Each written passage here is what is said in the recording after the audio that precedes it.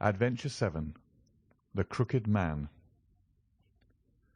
One summer night, a few months after my marriage, I was seated by my own hearth, smoking a last pipe and nodding over a novel, for my day's work had been an exhausting one. My wife had already gone upstairs, and the sound of the locking of the hall door some time before told me that the servants had also retired. I had risen from my seat and was knocking out the ashes of my pipe, when I suddenly heard the clang of the bell. I looked at the clock. It was 12:15. This could not be a visitor at so late an hour. A patient, evidently, and possibly an all-night sitting. With a wry face I went out into the hall and opened the door. To my astonishment, it was Sherlock Holmes who stood upon my step. "Ah, Watson," said he, "I hoped that I might not be too late to catch you." "My dear fellow, pray come in." "You look surprised, and no wonder. Relieved, too, I fancy. You still smoke the Arcadia mixture of your bachelor days, then. There's no mistaking that fluffy ash upon your coat. It's easy to tell that you have been accustomed to wear a uniform, Watson. You'll never pass as a purebred civilian as long as you keep that habit of carrying your handkerchief in your sleeve. Could you put me up tonight?" "With pleasure." "You told me that you had bachelor quarters for one, and I see that you have no gentleman visitor at present.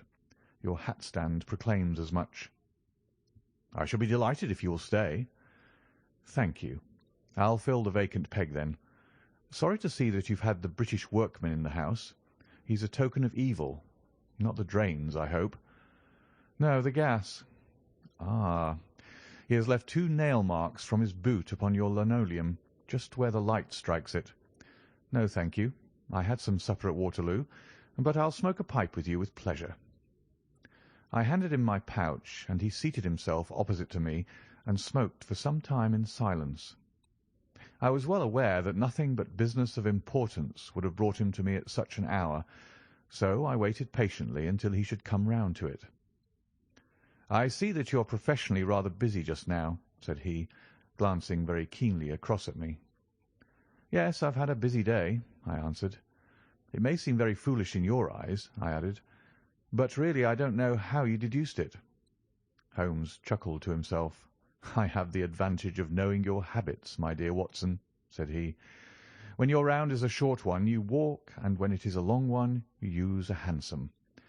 As I perceive that your boots, although used, are by no means dirty, I cannot doubt that you are at present busy enough to justify the hansom." "Excellent!" I cried. "Elementary," said he.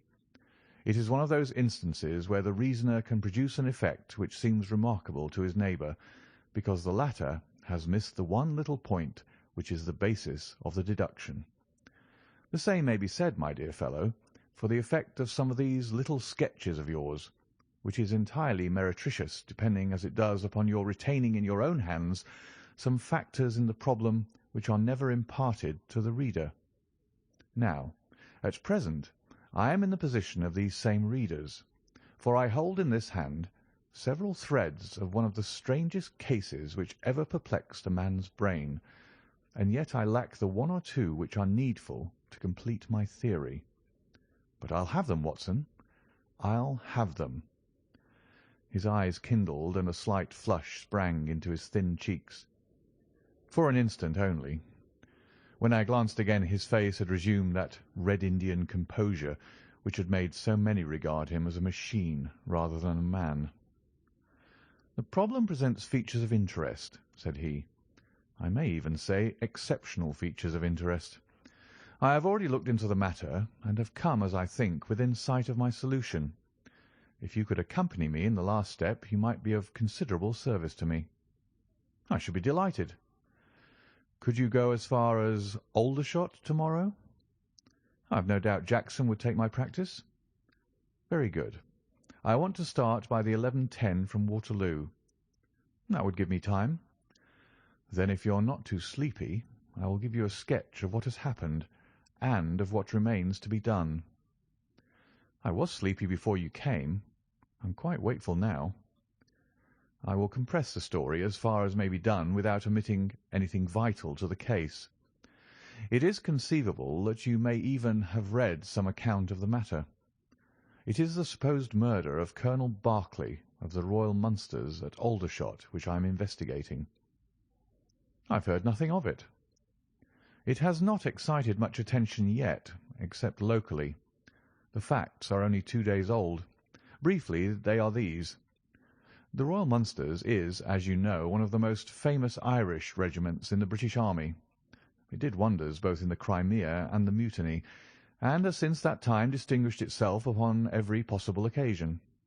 It was commanded up to Monday night by James Berkeley, a gallant veteran who started as a full private, was raised to commissioned rank for his bravery at the time of the Mutiny, and so lived to command the regiment in which he had once carried a musket.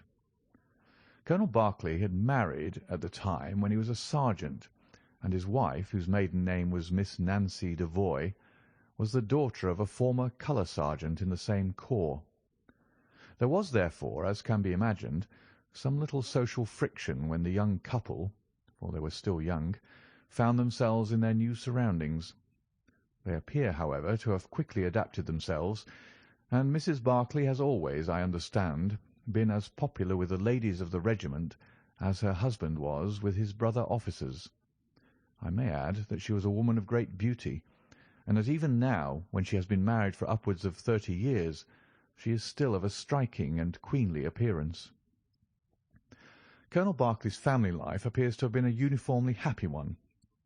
Major Murphy, to whom I owe most of my facts, assures me that he has never heard of any misunderstanding between the pair. On the whole, he thinks that Berkeley's devotion to his wife was greater than his wife's to Berkeley. He was acutely uneasy if he were absent from her for a day. She, on the other hand, though devoted and faithful, was less obtrusively affectionate. But they were regarded in the regiment as the very model of a middle-aged couple. There was absolutely nothing in their mutual relations to prepare people for the tragedy which was to follow. Colonel Berkeley himself seems to have had some singular traits in his character. He was a dashing, jovial old soldier in his usual mood, but there were occasions on which he seemed to show himself capable of considerable violence and vindictiveness. This side of his nature, however, appears never to have been turned towards his wife. Another fact which had struck Major Murphy and 3 out of 5 of the other officers with whom I conversed was the singular sort of depression which came upon him at times. As the Major expressed it, the smile had often been struck from his mouth as if by some invisible hand when he has been joining the gaieties and chaff of the mess table. For days on end, when the mood was on him, he has been sunk in the deepest gloom. This, and a certain tinge of superstition, were the only unusual traits in his character which his brother officers had observed. The latter peculiarity took the form of a dislike to being left alone, especially after dark. This puerile feature, in a nature which was conspicuously manly, had often given rise to comment and conjecture. The 1st Battalion of the Royal Munsters, which is the old 117th, has been stationed at Aldershot for some years. The married officers live out of barracks, and the colonel has during all this time occupied a villa called Lachine, about half a mile from the North Camp. The house stands in its own grounds, but the west side of it is not more than 30 yards from the high road. A coachman and 2 maids form the staff of servants. These, with their master and mistress, were the sole occupants of Lachine, for the Berkeleys had no children, nor was it usual for them to have resident visitors. Now for the events at Lachine between 9 and 10 on the evening of last Monday. Mrs. Berkeley was, it appears, a member of the Roman Catholic Church, and had interested herself very much in the establishment of the Guild of St. George, which was formed in connection with the Watt Street Chapel for the purpose of supplying the poor with cast-off clothing. A meeting of the Guild had been held that evening at 8, and Mrs. Berkeley had hurried over her dinner in order to be present at it. When leaving the house, she was heard by the coachman to make some commonplace remark to her husband, and to assure him that she would be back before very long. She then called for Miss Morrison, a young lady who lives in the next villa, and the two went off together to their meeting. It lasted 40 minutes, and at 9:15 Mrs. Berkeley returned home, having left Miss Morrison at her door as she passed. There's a room which is used as a morning room at Lachine. This faces the road and opens by a large glass folding door onto the lawn. The lawn is 30 yards across and is only divided from the highway by a low wall with an iron rail above it. It was into this room that Mrs. Barclay went upon her return. The blinds were not down, for the room was seldom used in the evening, but Mrs. Barclay herself lit the lamp and then rang the bell, asking Jane Stewart, the housemaid, to bring her a cup of tea, which was quite contrary to her usual habits. The colonel had been sitting in the dining-room, but hearing that his wife had returned, he joined her in the morning-room. The coachman saw him cross the hall and enter it. He was never seen again alive. The tea which had been ordered was brought up at the end of 10 minutes, but the maid, as she approached the door, was surprised to hear the voices of her master and mistress in furious altercation.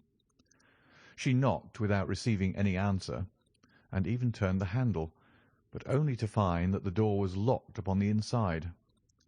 Naturally enough, she ran down to tell the cook, and the two women with the coachman came up into the hall and listened to the dispute, which was still raging. They all agreed that only two voices were to be heard, those of Barclay and of his wife. Barclay's remarks were subdued and abrupt, so that none of them were audible to the listeners. The ladies, on the other hand, were most bitter, and when she raised her voice could be plainly heard. "You coward!" she repeated over and over again. "What can be done? What can be done now? Give me back my life. I will never so much as breathe the same air with you again, you coward, you coward!" Those were scraps of her conversation, ending in a sudden, dreadful cry in the man's voice, with a crash and a piercing scream from the woman. Convinced that some tragedy had occurred, the coachman rushed to the door and strove to force it, while scream after scream issued from within. He was unable, however, to make his way in, and the maids were too distracted with fear to be of any assistance to him. A sudden thought struck him, however, and he ran through the hall door and round to the lawn, upon which the long French windows open. One side of the window was open, which I understand was quite usual in the summer-time, and he passed without difficulty into the room. His mistress had ceased to scream, and was stretched insensible upon a couch, while with his feet tilted over the side of an armchair, and his head upon the ground near the corner of the fender, was lying the unfortunate soldier, stone dead, in a pool of his own blood. Naturally, the coachman's first thought, on finding that he could do nothing for his master, was to open the door. But here an unexpected and singular difficulty presented itself. The key was not in the inner side of the door, nor could he find it anywhere in the room. He went out again, therefore, through the window, and having obtained the help of a policeman and of a medical man, he returned. The lady, against whom naturally the strongest suspicion rested, was removed to her room, still in a state of insensibility. The colonel's body was then placed upon the sofa, and a careful examination made of the scene of the tragedy.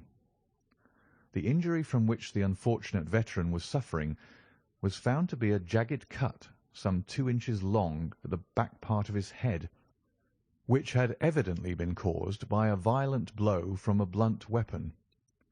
Nor was it difficult to guess what that weapon may have been. Upon the floor, close to the body, was lying a singular club of hard carved wood with a bone handle. The colonel possessed a varied collection of weapons brought from the different countries in which he had fought, and it is conjectured by the police that his club was among his trophies. The servants deny having seen it before, but among the numerous curiosities in the house it is possible that it may have been overlooked. Nothing else of importance was discovered in the room by the police, save the inexplicable fact that neither upon Mrs. Barclay's person, nor upon that of the victim, nor in any part of the room, was the missing key to be found. The door had eventually to be opened by a locksmith from Aldershot. That was the state of things, Watson, when upon the Tuesday morning I, at the request of Major Murphy, went down to Aldershot to supplement the efforts of the police.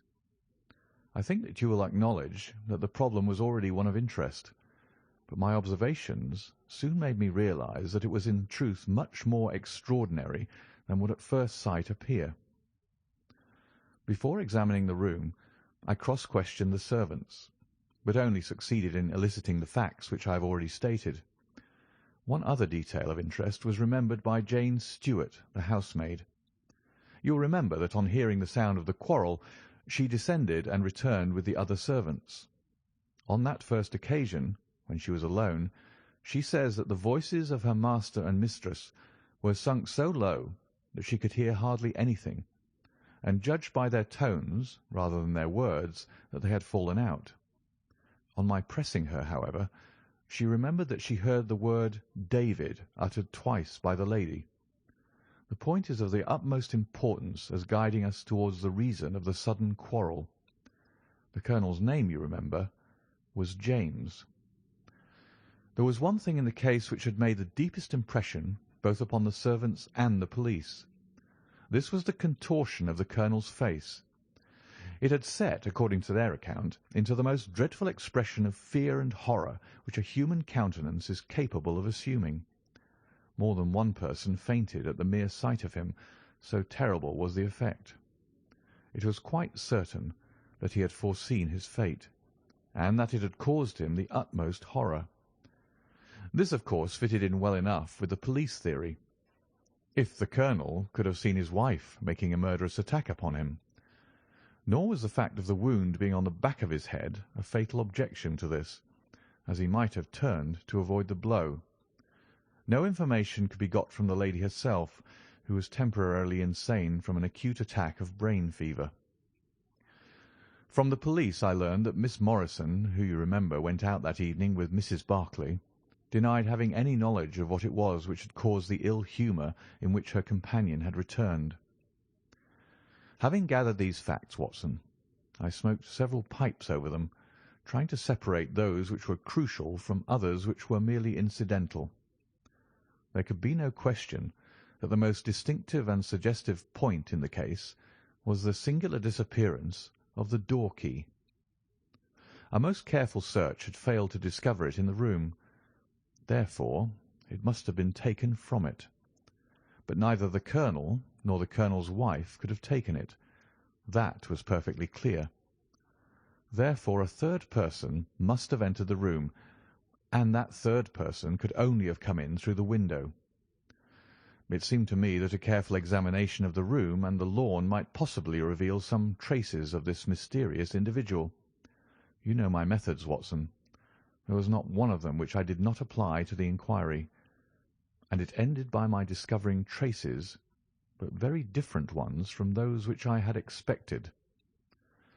There had been a man in the room, and he had crossed the lawn coming from the road.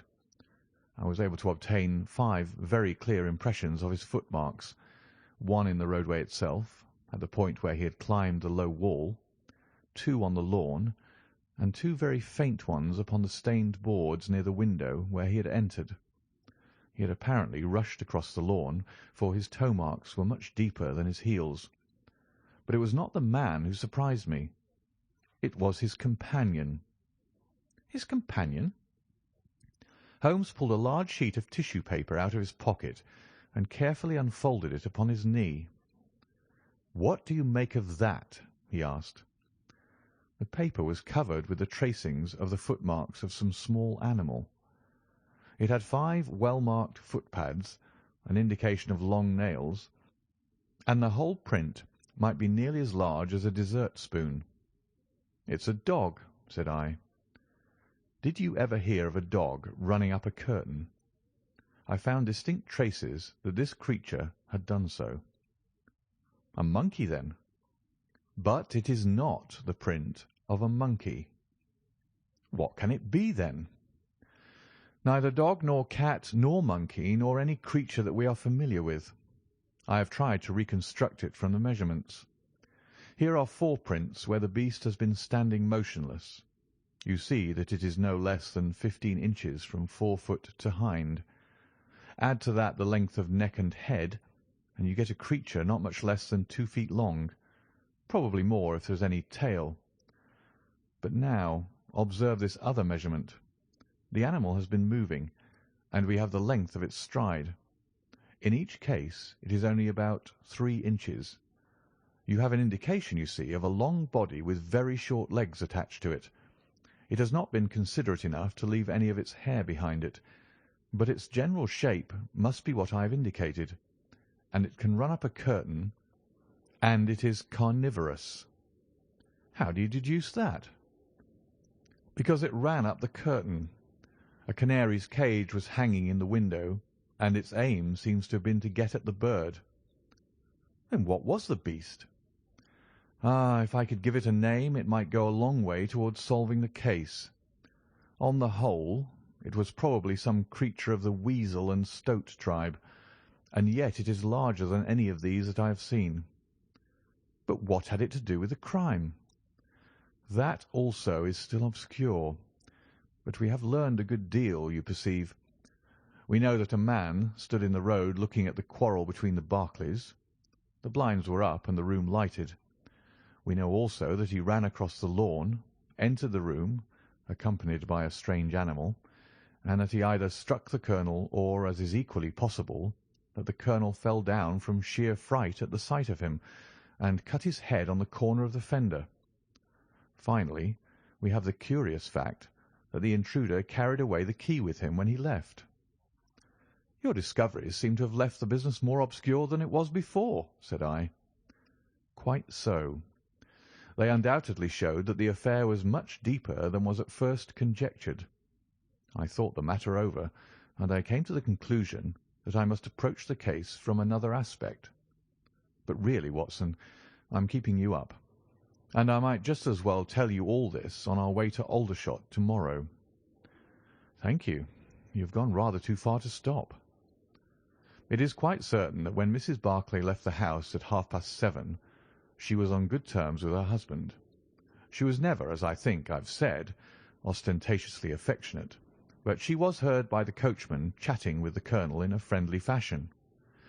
Now, it was equally certain that immediately on her return she had gone to the room in which she was least likely to see her husband, had flown to tea as an agitated woman will, and finally, on his coming in to her, had broken into violent recriminations. Therefore something had occurred between 7:30 and 9 o'clock which had completely altered her feelings towards him. But Miss Morrison had been with her during the whole of that hour and a half. It was absolutely certain, therefore, in spite of her denial, that she must know something of the matter. My first conjecture was that possibly there had been some passages between this young lady and the old soldier, which the former had now confessed to the wife. That would account for the angry return, and also for the girl's denial that anything had occurred. Nor would it be entirely incompatible with most of the words overheard. But there was the reference to David, and there was the known affection of the colonel for his wife to weigh against it, to say nothing of the tragic intrusion of this other man, which might of course be entirely disconnected with what had gone before. It was not easy to pick one's steps, but on the whole I was inclined to dismiss the idea that there had been anything between the colonel and Miss Morrison, but more than ever convinced that the young lady held the clue as to what it was which had turned Mrs. Barclay to hatred of her husband. I took the obvious course, therefore, of calling upon Miss M., of explaining to her that I was perfectly certain that she held the facts in her possession, and of assuring her that her friend Mrs. Barclay might find herself in the dock upon a capital charge unless the matter were cleared up.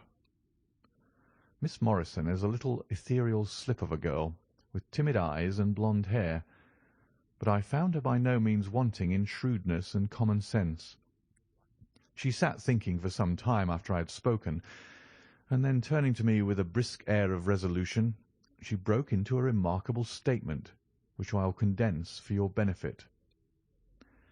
I promised my friend that I would say nothing of the matter, and a promise is a promise, said she. But if I can really help her when so serious a charge is laid against her, and when her own mouth, poor darling, is closed by illness, "Then I think I am absolved from my promise. I will tell you exactly what happened upon Monday evening. We were returning from the Watt Street Mission about 8:45. On our way we had to pass through Hudson Street, which is a very quiet thoroughfare. There is only one lamp in it, upon the left-hand side, and as we approached this lamp I saw a man coming towards us with his back very bent and something like a box slung over one of his shoulders. He appeared to be deformed, for he carried his head low and walked with his knees bent. We were passing him when he raised his face to look at us in the circle of light thrown by the lamp, and as he did so he stopped and screamed out in a dreadful voice, "My God, it's Nancy!" Mrs. Barclay turned as white as death, and would have fallen down had the dreadful-looking creature not caught hold of her. I was going to call for the police, but she, to my surprise, spoke quite civilly to the fellow. "I thought you had been dead this 30 years, Henry," said she, in a shaking voice. "So I have," said he, and it was awful to hear the tones that he said it in. He had a very dark, fearsome face, and a gleam in his eyes that comes back to me in my dreams. His hair and whiskers were shot with grey, and his face was all crinkled and puckered like a withered apple. "Just walk on a little way, dear," said Mrs. Barclay. "I want to have a word with this man. There's nothing to be afraid of." She tried to speak boldly, but she was still deadly pale, and could hardly get her words out for the trembling of her lips. I did as she asked me, and they talked together for a few minutes. Then she came down the street with her eyes blazing, and I saw the crippled wretch standing by the lamp-post and shaking his clenched fists in the air as if he were mad with rage. She never said a word until we were at the door again, when she took me by the hand and begged me to tell no one what had happened. "It's an old acquaintance of mine who has come down in the world," said she. When I promised her I would say nothing, she kissed me, and I have never seen her since. I have told you now the whole truth, and if I withheld it from the police, it is because I did not realize then the danger in which my dear friend stood. I know that it can only be to her advantage that everything should be known." There was her statement, Watson, and to me, as you can imagine, it was like a light on a dark night. Everything which had been disconnected before began at once to assume its true place, and I had a shadowy presentiment of the whole sequence of events. My next step, obviously, was to find the man who had produced such a remarkable impression upon Mrs. Barclay. If he was still in Aldershot, it should not be a very difficult matter. There are not such a very great number of civilians, and the deformed man was sure to have attracted attention. I spent a day in the search, and by evening, this very evening, Watson, I had run him down. The man's name is Henry Wood, and he lives in lodgings in this same street in which the ladies met him. He has only been 5 days in the place. In the character of a registration agent, I had a most interesting gossip with his landlady. The man is by trade a conjurer and performer, going round the canteens after nightfall and giving a little entertainment at each. He carries some creature about with him in that box, about which the landlady seemed to be in considerable trepidation, for she had never seen an animal like it. He uses it in some of his tricks, according to her account. So much the woman was able to tell me, and also that it was a wonder the man lived, seeing how twisted he was, and that he spoke in a strange tongue sometimes, and that for the last 2 nights she had heard him groaning and weeping in his bedroom. He was all right as far as money went, but in his deposit he had given her what looked like a bad florin. She showed it to me, Watson, and it was an Indian rupee. So now, my dear fellow, you see exactly how we stand and why it is I want you. It is perfectly plain that after the ladies parted from this man he followed them at a distance, that he saw the quarrel between husband and wife through the window, that he rushed in, and that the creature which he carried in his box got loose. That is all very certain, but he is the only person in this world who can tell us exactly what happened in that room." "And you intend to ask him?" Most certainly, but in the presence of a witness. And I am the witness? If you will be so good. If he can clear the matter up, well and good. If he refuses, we have no alternative but to apply for a warrant. But how do you know he'll be there when we return? You may be sure that I took some precautions. I have one of my Baker Street boys mounting guard over him, who would stick to him like a burr, go where he might. We shall find him in Hudson Street tomorrow, Watson, and meanwhile I should be the criminal myself if I kept you out of bed any longer. It was midday when we found ourselves at the scene of the tragedy, and under my companion's guidance we made our way at once to Hudson Street. In spite of his capacity for concealing his emotions, I could easily see that Holmes was in a state of suppressed excitement, while I was myself tingling with that half-sporting, half-intellectual pleasure which I invariably experienced when I associated myself with him in his investigations. "This is the street," said he, as we turned into a short thoroughfare lined with plain two-storied brick houses. "Ah, here is Simpson to report." "He's in all right, Mr. Holmes," cried a small street Arab running up to us. "Good, Simpson," said Holmes, patting him on the head. "Come along, Watson. This is the house." He sent in his card with a message that he had come on important business, and a moment later we were face to face with the man whom we had come to see. In spite of the warm weather, he was crouching over a fire, and the little room was like an oven. The man sat all twisted and huddled in his chair, in a way which gave an indescribable impression of deformity, but the face which he turned towards us, though worn and swarthy, must at some time have been remarkable for its beauty. He looked suspiciously at us now out of yellow-shot, bilious eyes, and without speaking or rising, he waved towards two chairs. "Mr. Henry Wood, late of India, I believe," said Holmes affably. "I have come over this little matter of Colonel Berkeley's death." "What should I know about that?" "That's what I want to ascertain. You know, I suppose, that unless the matter is cleared up, Mrs. Berkeley, who is an old friend of yours, will in all probability be tried for murder." The man gave a violent start. "I don't know who you are," he cried, "nor how you come to know what you do know. But will you swear that this is true that you tell me?" "Why, they are only waiting for her to come to her senses to arrest her." "My God! Are you in the police yourself?" "No." "What business is it of yours, then?" "It's every man's business to see justice done." "You can take my word that she is innocent." "Then you are guilty." "No, I'm not." "Who killed Colonel James Berkeley, then?" "It was a just Providence that killed him. But mind you this, that if I had knocked his brains out, as it was in my heart to do, he would have had no more than his due from my hands. If his own guilty conscience had not struck him down, it is likely enough that I may have had his blood upon my soul. You want me to tell the story? Well, I don't know why I shouldn't, for there's no cause for me to be ashamed of it. It was in this way, sir.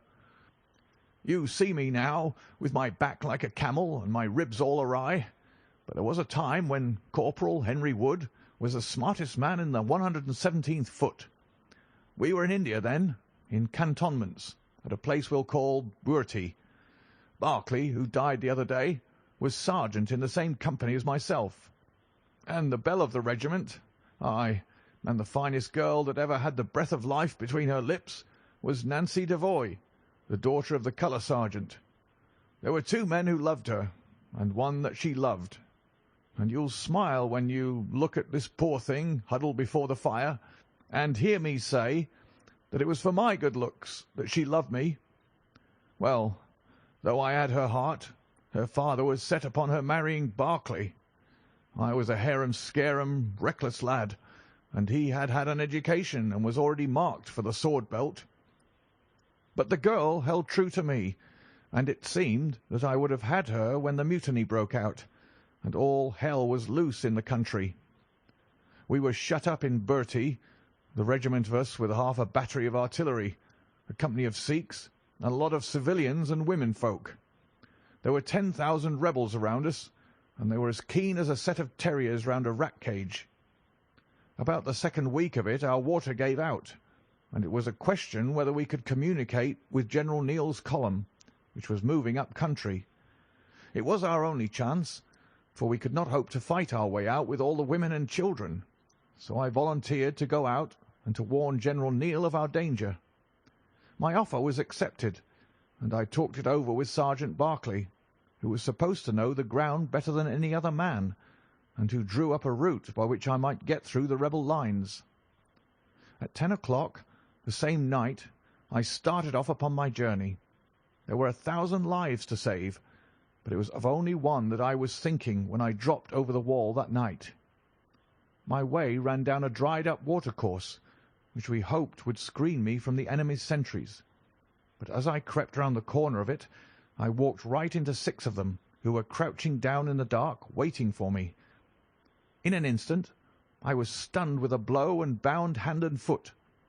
But the real blow was to my heart and not to my head, for as I came to and listened to as much as I could understand of their talk, I heard enough to tell me that my comrade, the very man who had arranged the way that I was to take, had betrayed me by means of a native servant into the hands of the enemy.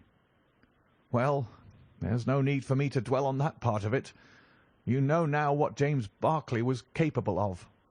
Bertie was relieved by Neal next day, but the rebels took me away with them in their retreat, and it was many a long year before ever I saw a white face again. I was tortured and tried to get away, and was captured and tortured again. You can see for yourselves the state in which I was left. Some of them that fled into Nepal took me with them, and then afterwards I was up past Darjeeling.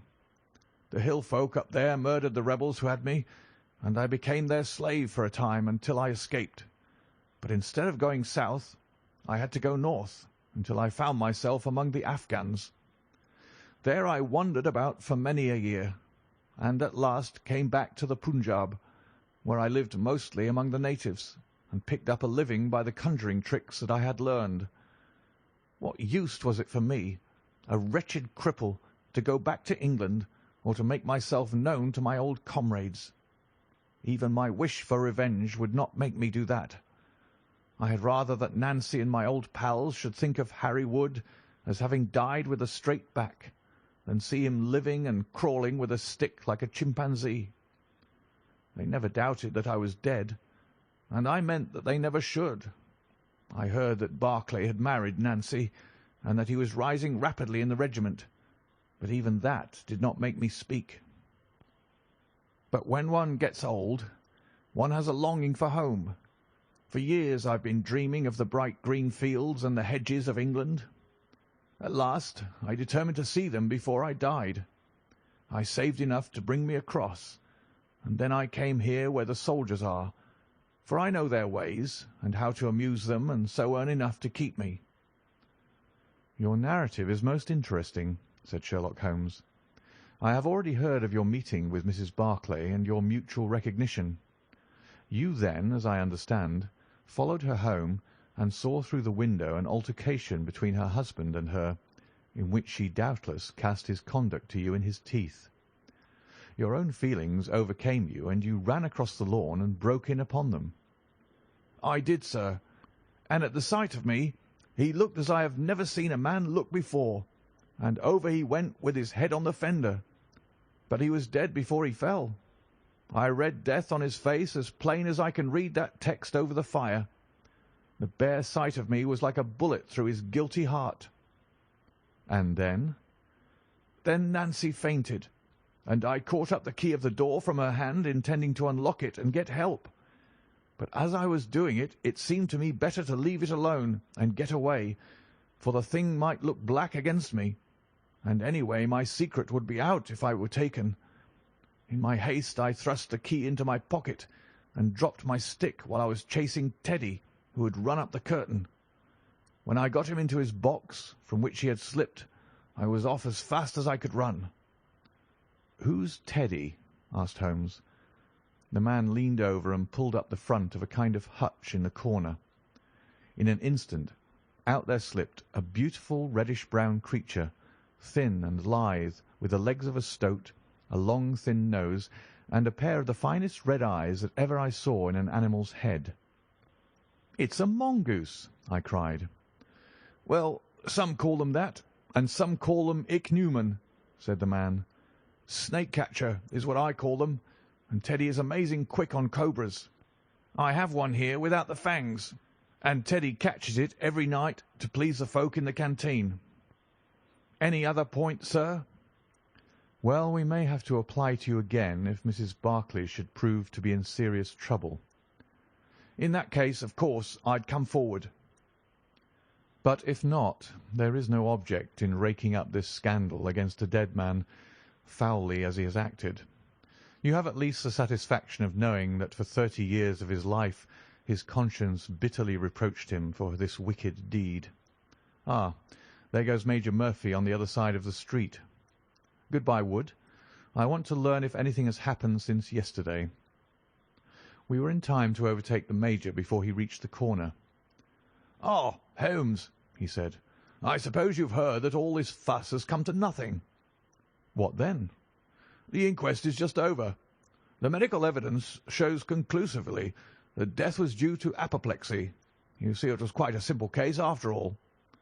"Oh, remarkably superficial," said Holmes, smiling.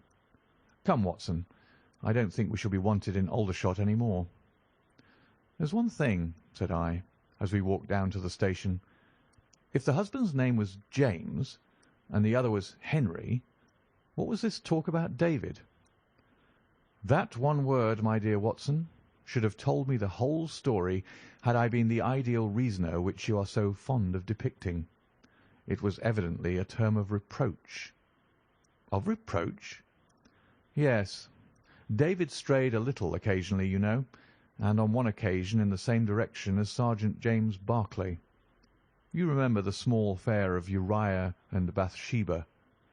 My biblical knowledge is a trifle rusty, I fear, but you will find the story in the 1st or 2nd of Samuel. End of The Crooked Man.